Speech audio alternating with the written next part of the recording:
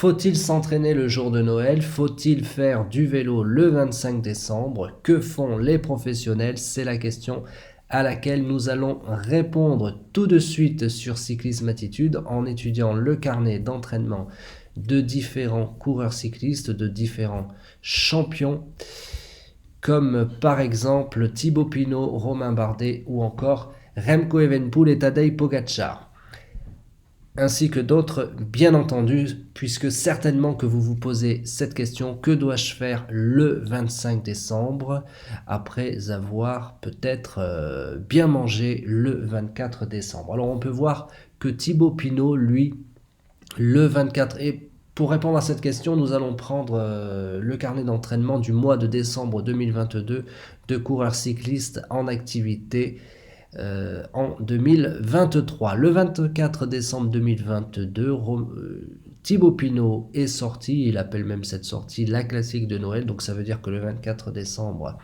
il a l'habitude de sortir, il a fait un peu plus de 110 km, à peu près 115, il a fait 2378 mètres, donc presque 2400 mètres de dénivelé positif, une sortie de 4 heures chez lui à Mélisée. Il n'a pas eu peur du froid, Thibaut Pinot, donc il est sorti le 24 décembre. Il préparait le Tour d'Italie qui a toujours lieu au mois de mai, donc c'était son objectif plus que le Tour de France. Et bien on peut voir que même s'il devait être prêt début mai, Thibaut Pinot n'est pas sorti avant le 27 décembre sur la route, et entre le 24 et le 27 il n'a rien fait. Il a donc bien profité de Noël, de la journée du 25 ainsi que celle du 26. Il a repris par un entraînement de 115 km, 1500 mètres de dénivelé positif, une sortie de 3h30.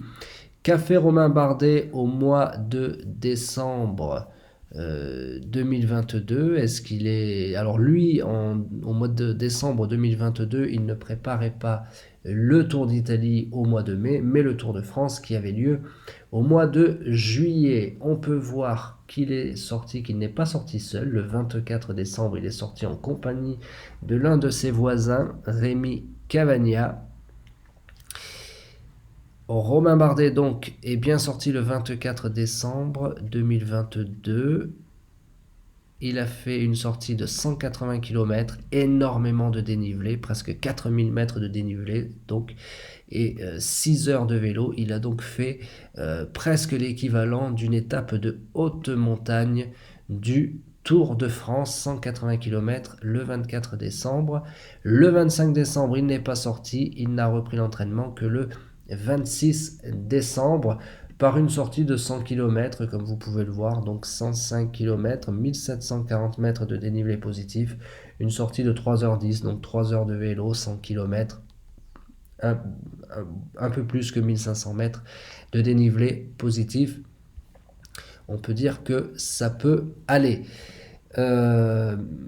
Contrairement à Romain Bardet, Aurélien Paré-Peintre, le coureur cycliste de l'équipe AG2R La Mondiale, et j'en profite d'ailleurs pour vous inviter à rejoindre la communauté Vivons Vélo AG2R La Mondiale, dont j'ai l'honneur d'être l'un des ambassadeurs.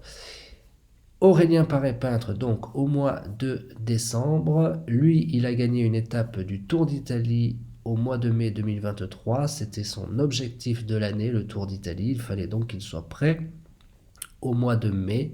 Eh bien, Aurélien Paré-Peintre, comme vous pouvez le voir ici, donc le 24 décembre 2022. Il n'est pas sorti seul d'ailleurs, il était accompagné d'Alex Baudin et Geoffrey Bouchard. Il était chez lui, comme vous pouvez le voir.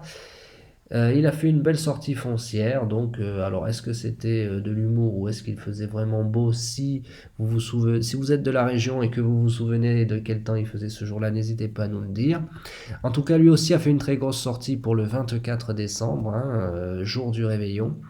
150 km, 2000 mètres de dénivelé positif, une sortie de 5 heures. Donc très gros programme, mais comme vous pouvez le voir, le 25 décembre, alors qu'il devait préparer le Tour d'Italie, il n'est pas sorti. Ça ne l'a pas empêché de remporter une étape au Tour d'Italie, comme ça n'a pas empêché Thibaut Pinot, qui lui n'avait repris que le 27 décembre, de gagner le Grand Prix de la montagne, donc le maillot de meilleur grimpeur au Tour d'Italie, 5 mois plus tard, 5 mois plus tard. Aurélien Paré-Peintre donc a repris le 26 décembre, mais sur Home Trainer, une sortie de 45 km. Alors on dit que sur Home Trainer il faut doubler, donc s'il était sorti sur la route, ça aurait fait une sortie de 90-100 km et 1200-1500 mètres de dénivelé positif et une sortie d'au moins 3 heures. Il reprendra d'ailleurs la route le matin du 27 décembre en faisant une sortie de moins de 100 km, une sortie de 90 km et 3 heures de vélo. On va regarder un petit peu maintenant un autre coureur d'AG2R à la mondiale, un équipier donc d'Aurélien Paré-Peintre qui a brillé au Tour de France 2023, donc au mois de juillet. Je veux parler de Félix Gall. Alors lui, il n'est pas français, il est autrichien. Alors est-ce que quand on est autrichien, y a-t-il une différence? On va voir ça après avec Remco Evenepoel et Tadej Pogacar. Y a-t-il une différence entre les Français et les autres? Donc on peut voir que Félix Gall, au mois de décembre, le 24 décembre, il a fait du ski par chez lui. Il n'a pas fait de vélo. Il a fait du vélo le 21 décembre en Espagne. Et puis après, alors s'il était en Espagne, ça veut dire qu'il était en stage avec son équipe. Donc ça aussi, c'est à prendre en compte, faire une très grosse sortie avant la semaine du 24 décembre, ou même la semaine, si ça arrive en fin de semaine, et si vous le pouvez bien entendu, faire plus que ce que vous faites d'habitude. C'est ce qui peut ressortir aussi, car on en parlera dans une prochaine vidéo, tous les coureurs cyclistes professionnels font un stage précédent Noël ou la semaine de Noël. Donc ceci explique donc cela pour Félix Gall qui, après ce stage qui s'est achevé le 21 décembre, n'a plus fait de vélo. Il a continué l'activité physique, il a fait du ski alpin le 23, le 24 décembre, mais pas de vélo. Le 25 décembre, il a fait du ski nordique. Voilà, donc comme vous pouvez le voir, le 25, il a fait du sport, mais du ski nordique pour Félix Gall. Pas de vélo donc pour Félix Gall après ce stage, avant de reprendre le 27 décembre. Voilà, et il a repris vraiment en faisant seulement 21 km, donc d'une manière on va dire très détendue, et ensuite encore Zwift, du home trainer, puis du ski, etc. etc. Ça ne l'a pas empêché de briller au Tour de France 2023 où il a remporté une étape, ainsi que la 3e place du classement général. Si je ne me trompe pas. Remco Evenepoel, alors lui c'est le prodige avec Tadej Pogacar, avec Jonas Vingegaard. On parle même de Remco Evenepoel comme le successeur d'Eddy Merckx. Son objectif c'était le Tour d'Italie, donc d'être prêt début mai. Qu'a fait Remco Evenepoel au mois de décembre alors qu'il devait être prêt 5 mois plus tard? Alors en général, Remco Evenepoel, Tadej Pogacar, Jonas Vingegaard ne publient pas leurs entraînements sur Strava. Donc on peut voir que pour Remco Evenepoel, donc au mois de décembre 2022, il a publié ce qu'il a fait. Donc le 23 décembre, on voit une activité. Le 24, on ne voit rien. Alors, qu'est-ce qu'il a fait comme activité? Voilà, bon, apparemment il a fait 70 km sous la pluie, peut-être la neige et surtout le froid par chez lui. Remco Evenepoel, donc 23 décembre, il est sorti. Il a fait plusieurs sessions d'ailleurs, et puis le 24, lui, il n'a rien fait. Donc Donc le 24, alors que le 24 décembre, c'est plutôt le soir que l'on est pris avec le réveillon, où l'on mange bien, et bien le 24, il n'a rien fait. En revanche, le 25, oui, il est sorti. D'ailleurs, il parle du Tour d'Italie. Vous voyez, Giro, good Giro, un bon Giro.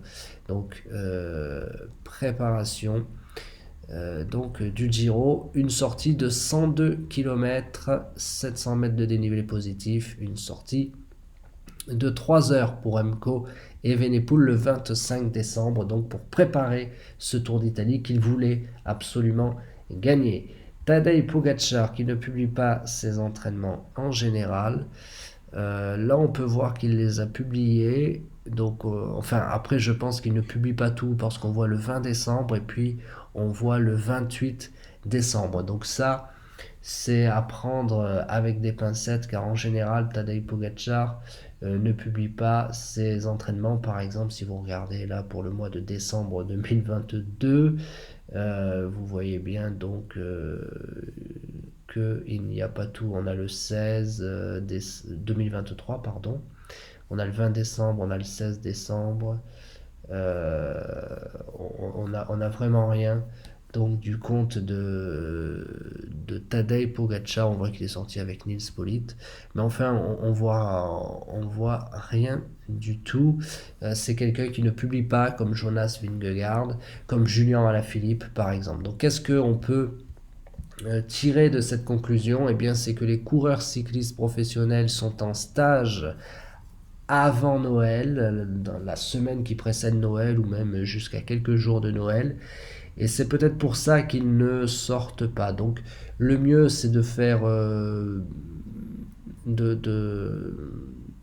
en tout cas d'alourdir la charge de son entraînement avant Noël, sortir le 24, en revanche le 25.